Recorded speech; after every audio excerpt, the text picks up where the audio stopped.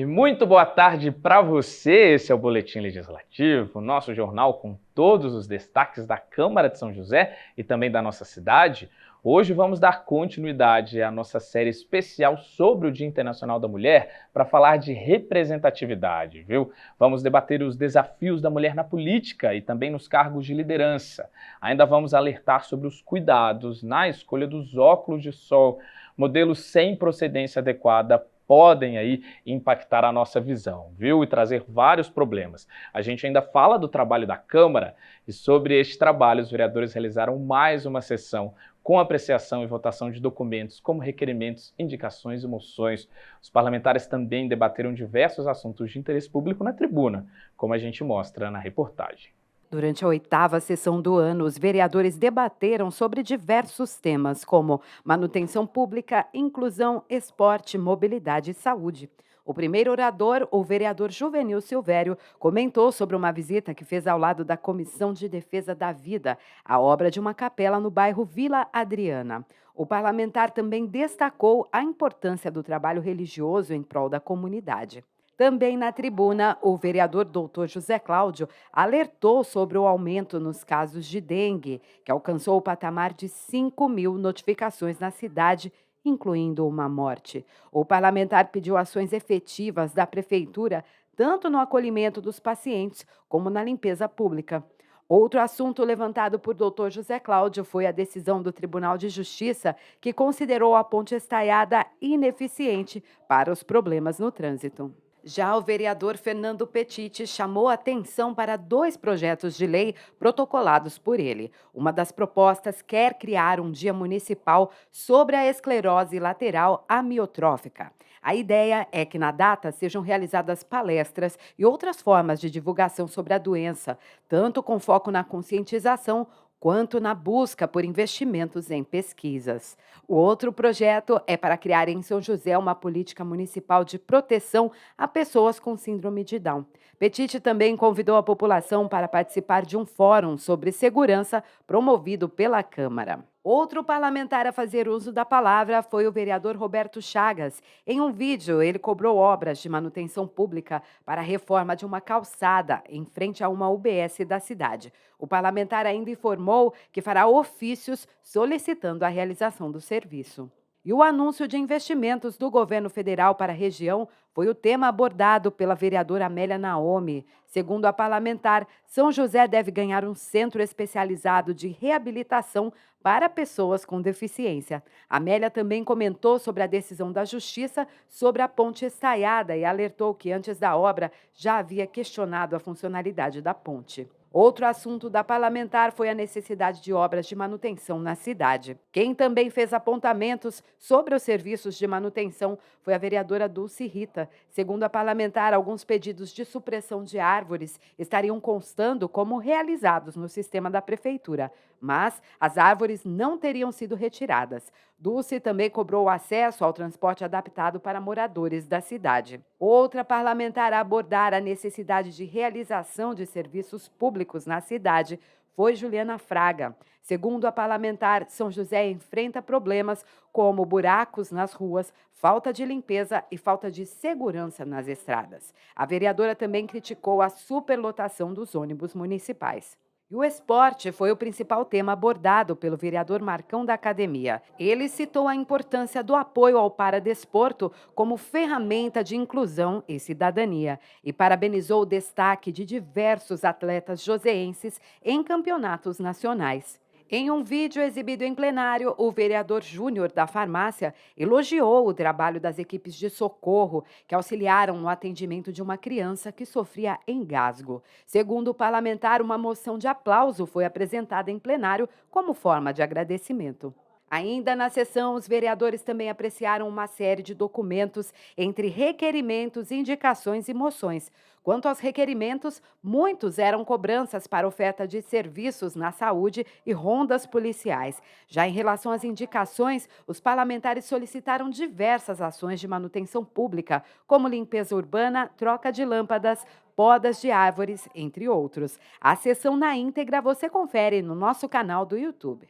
E agora o assunto é emprego aqui no Boletim. Vamos acompanhar na nossa agenda de serviços as oportunidades de trabalho disponíveis no Pátio de São José. Para quem está na busca por um emprego, atenção e muito boa sorte. O PAT, Posto de Atendimento ao Trabalhador de São José dos Campos, tem oportunidades de emprego para açougueiro, ajudante de cozinha, ajudante de motorista, ajudante de serralheiro, assistente de vendas, atendente de lanchonete, auxiliar administrativo, auxiliar de cozinha, auxiliar de escrituração fiscal, auxiliar de limpeza, auxiliar de marceneiro, auxiliar de pessoal, babá, cuidador de idosos, eletricista de instalações de veículos automotores, empregada doméstica diarista, empregada doméstica para serviços gerais, entrevistador de campo, funileiro de veículos, instalador de painéis, instalador reparador de linhas e aparelhos de telecomunicações, lavador de veículos, mecânico de motor a diesel, motorista carreteiro, operador de cobrança, operador de máquina injetora de metais, operador de processo de produção, operador de retroescavadeira, operador de rolo compactador, operador de telemarketing, pintor de automóveis, salgadeiro, serralheiro, sondador de geofísica, técnico eletrônico, trabalhador de fabricação de sorvetes e vendedor interno. Ainda há vagas para pessoa com deficiência nos cargos de auxiliar de limpeza, controlador de acesso, copeiro, operador de produção e operador de telemarketing. Para se candidatar é fácil, é só comparecer ao PAT, levando RG, CPF, carteira de trabalho e o cartão cidadão. O PAT fica na Praça Afonso Pena, número 175, no centro. E para a gente expandir as suas oportunidades, que tal ir além da carteira assinada? Pois é, no nosso quadro Empreende Sebrae, a gente dá dicas para você, separadas por especialistas do Sebrae, sobre como começar a empreender e encontrar o caminho certo para abrir um negócio. Olha só.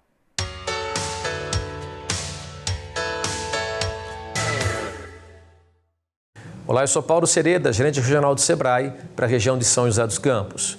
Como me tornar um líder de referência para a minha equipe? Uma pergunta bem complexa, uma resposta bem complexa. Comece primeiro perguntando para a sua equipe o que ela espera da sua liderança. Será que você já fez isso? Depois, passe a dizer para a sua equipe o que você espera deles. Pergunta simples: o que vocês esperam de mim para que quando encerre esse ciclo meu de liderança, vocês possam me dar nota 10? Você já fez essa pergunta para os seus liderados? E permite que eles te respondam de maneira anônima, para que possa haver mais liberdade nisso. Veja o que é coerente ou não e faça um alinhamento com a equipe. Na sequência, fale a mesma coisa. Entendam os anseios que a sua equipe tem e haja sempre em prol de promover soluções para que eles possam trabalhar da melhor maneira possível. Conheça pessoas, conheça comportamento, conheça as expectativas que você tem de cada liderado teu, para que você possa alinhá-las àquilo que você pode entregar e aquilo que a empresa pode entregar para essas pessoas. Esse é um caminho, não é a solução mágica. Todo tempo a gente precisa se reinventar e estar próximo de quem está perto da gente. Esqueça de uma vez por todas a ideia de comando e controle. Chefe, você pode produzir resultado por um curto período de tempo, mas você não vai ter uma equipe motivada por um longo período de tempo. Muito obrigado pela sua atenção. Até nosso próximo programa.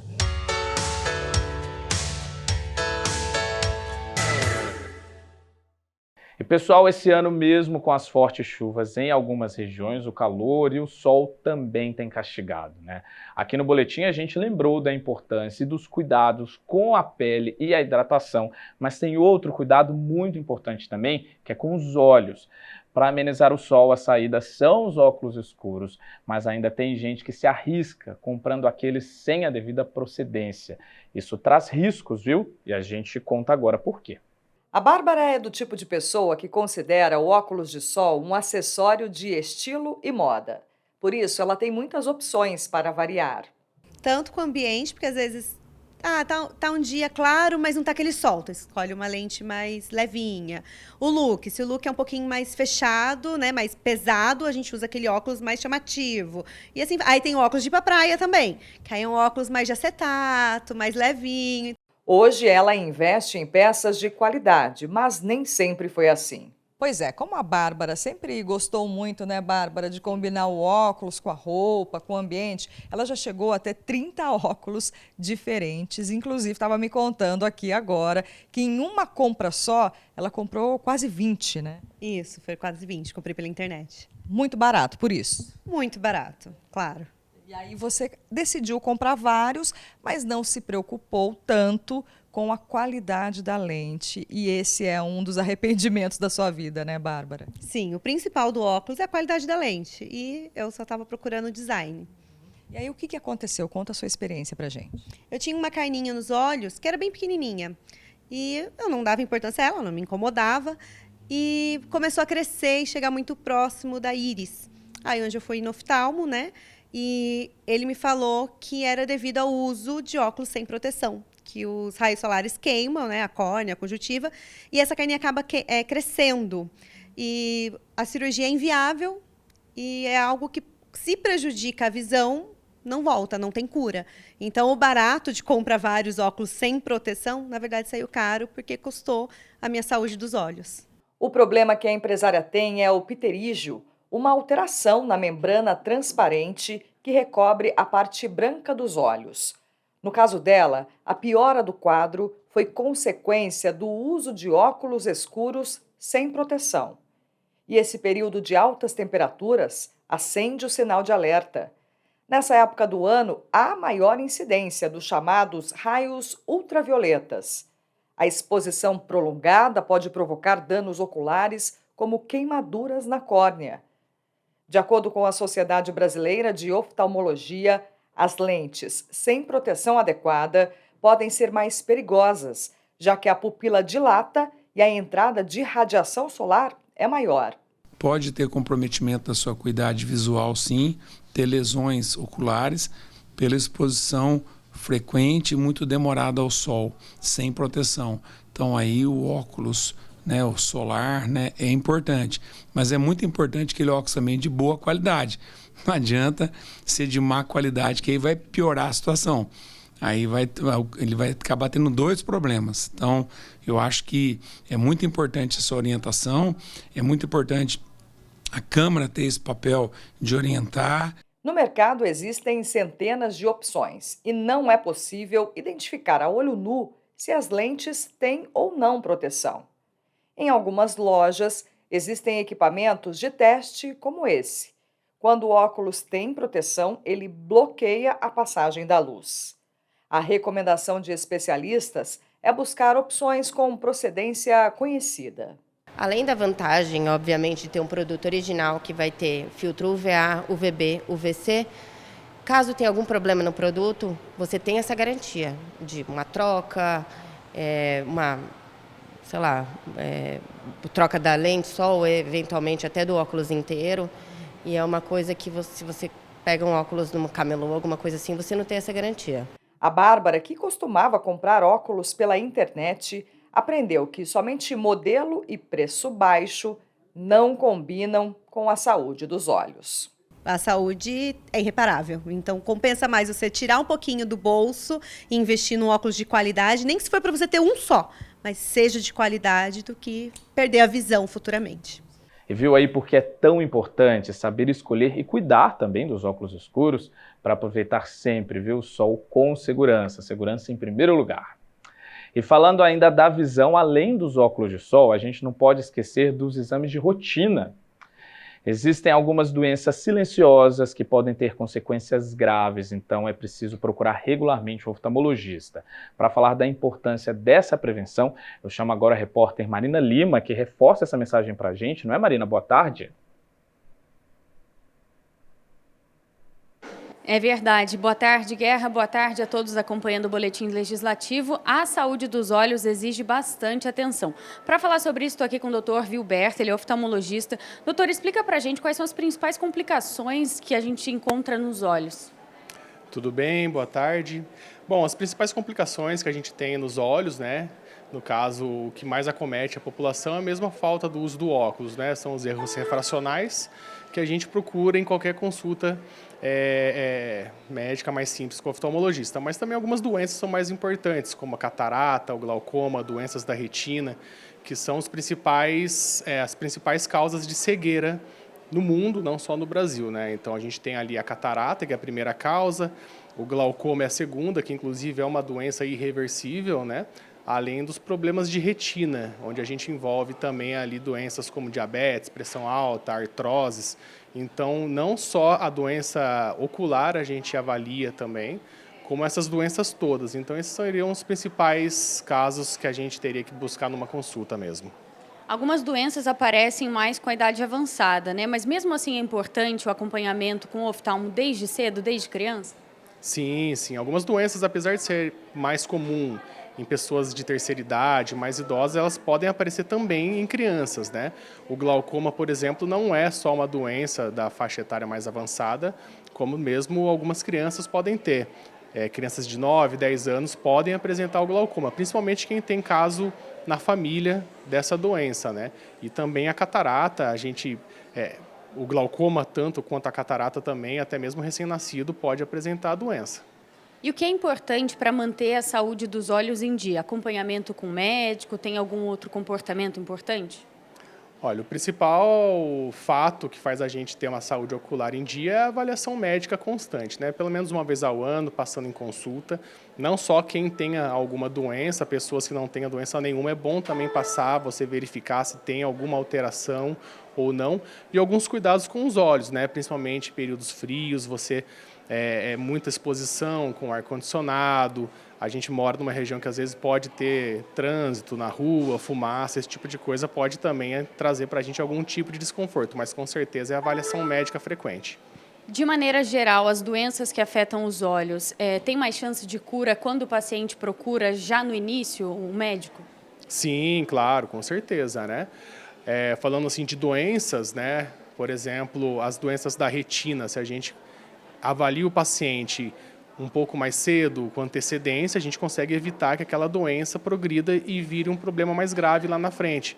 Igual ao glaucoma também, que é irreversível, o que ele lesiona no nosso nervo óptico é irreversível, fica lesionado, não retorna mais independente do tratamento que a gente faça. A gente impede que aquela doença progrida.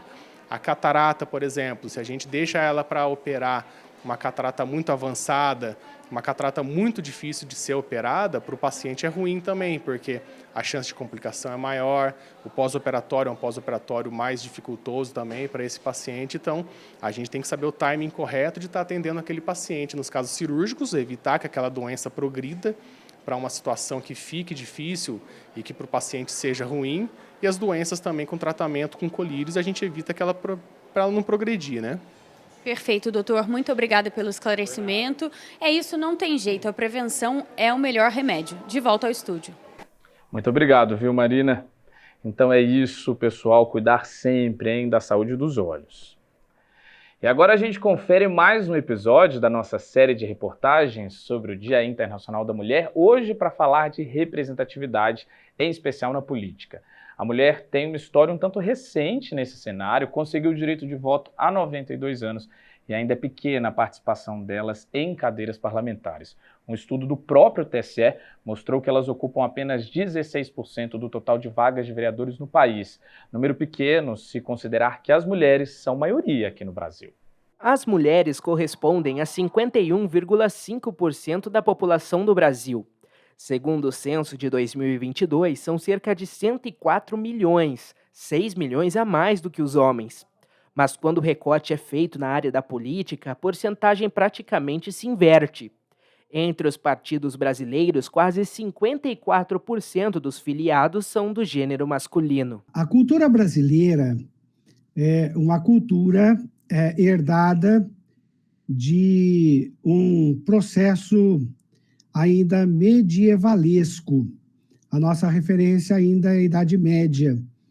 E, na Idade Média, a mulher tinha um papel secundário na sociedade. Então, quando a gente analisa profundamente as estruturas sociais e culturais brasileiras, nós percebemos que nós somos extremamente machistas. Como apontou o professor, o problema é cultural e social. A trajetória da mulher na política ainda é um direito que pode ser chamado de recente na história do país.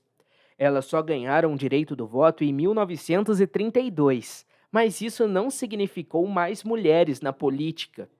Para tentar mudar essa realidade, só 65 anos mais tarde, em 1997, foi criada uma lei para garantir mais participação das mulheres na disputa eleitoral. A regra passou a ser obrigatória em 2009. Essa lei garante que 30% das pessoas a se candidatar sejam de gênero diferentes. Então, se um partido vai lançar a candidatura 10 pessoas, a gente entende que por meio dessa lei, 70% tem que ser de um gênero e 30% tem que ser de outro. Então, se ele vai lançar 10 pessoas e quer lançar 7 homens, 3 precisam ser mulheres. Mas as candidaturas femininas nem sempre refletem em mais candidatas eleitas. Em nenhuma das capitais do Brasil, as mulheres somam mais de 1/3 do total de vereadores. Já na média nacional, elas ocupam 16% de todas as cadeiras legislativas das câmaras municipais. O que a gente percebe é que muitas vezes, por conta até da dupla, tripla jornada que uma mulher exerce dentro de casa, dentro do seu ambiente de trabalho, se torna um desafio para ela se lançar a uma candidatura a um cargo político, por exemplo. Eu acredito que falta incentivo, mas também falta posicionamento dessa mulher, entender a importância dela nesses ambientes, ocupando esses cargos de decisão. Aqui em São José, a realidade não é diferente. Elas ocupam 3 das 21 cadeiras de vereadores aqui da Câmara, número que demonstra a importância de mais mulheres ganharem espaço dentro da política. Eu acho importante a gente conscientizar as mulheres que elas têm direito, elas podem e devem concorrer às eleições, fazer parte desse processo, independente de partido. Eu acho importantíssimo que o nosso número de vereadores aumente. Para ampliar a presença de mulheres na política, a Câmara defende a criação e ampliação das leis que asseguram a participação feminina na vida pública e nas cadeiras legislativas. Apesar da legislação ter mudado um pouco, é insuficiente, nós precisamos ter no Brasil, no processo eleitoral, política de cotas, mas que seja 50% de mulheres eleitas. E tão importante quanto assegurar a participação delas na política é também conscientizar a população sobre a importância da representatividade nas câmaras e na gestão pública. O poder político tem feito a sua parte. Então, o Congresso tem discutido o papel da mulher na ação política, o Executivo tem discutido isso, o Judiciário tem discutido. Então, do ponto de vista institucional, nós temos boas leis com alguns contrapassos, algumas freadas, talvez alguns retrocessos. Mas a discussão é viva dentro das instituições democráticas brasileiras. E realmente, políticas públicas são fundamentais para mudar essa realidade. E para continuar falando no tema da representatividade feminina, agora a gente vai além da política e foca nos cargos de liderança. Esse é mais um espaço em que as mulheres estão em minoria. E olha que os números cresceram. Antes elas ocupavam 13% dos cargos de CEO, hoje são 17%. Isso mostra que ainda é preciso muita luta, viu? E é o que a Marina Lima conta pra gente agora no quadro Boletim Entrevista.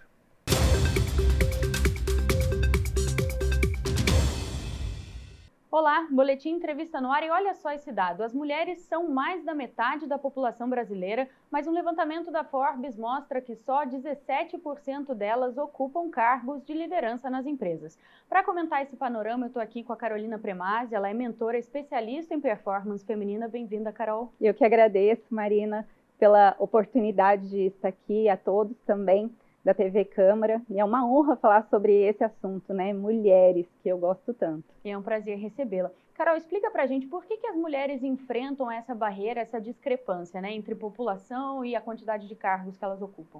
Vem isso desde o início, né? Desde os nossos antepassados, onde de fato as mulheres se caracterizavam ali para ser apenas desenvolvidas para cuidar de casa, dos filhos, do lar.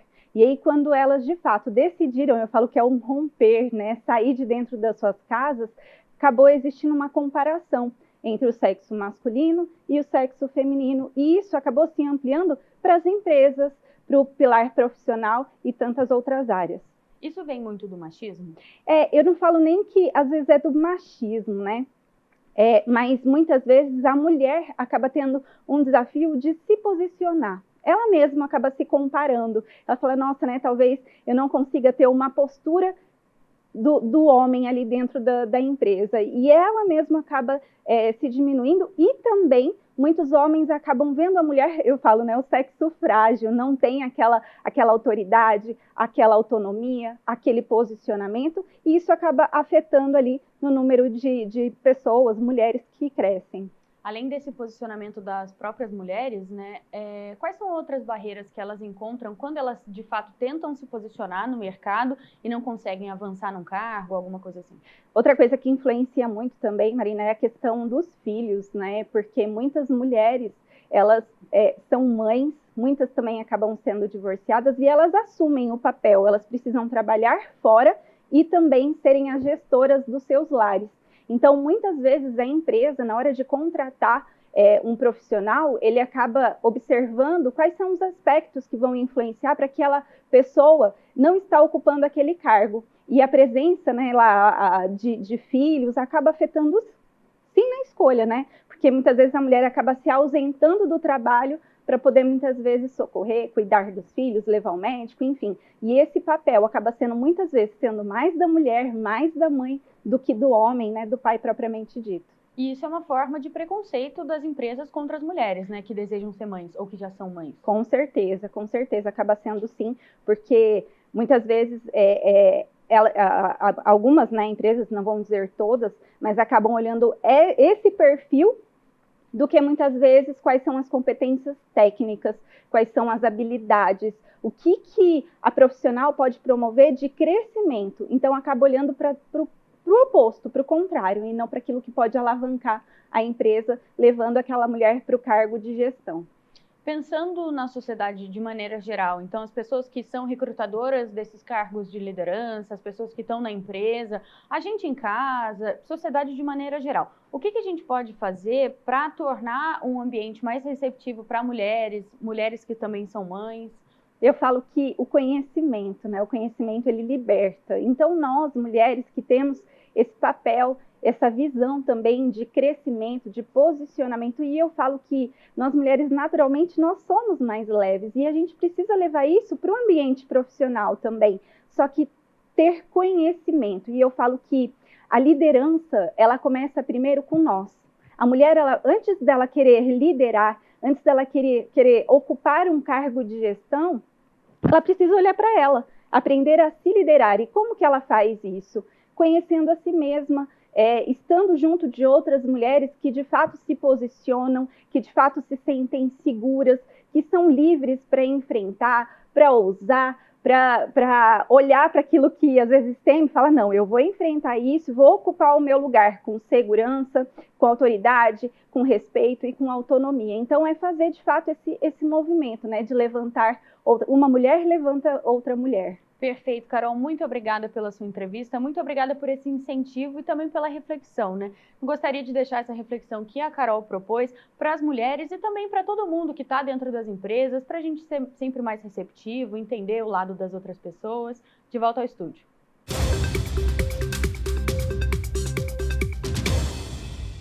E a gente espera mesmo que as mulheres possam ocupar mais espaços no nosso país, espaços que lhes são de direito, viu? Muito obrigado, Marina, e também a especialista.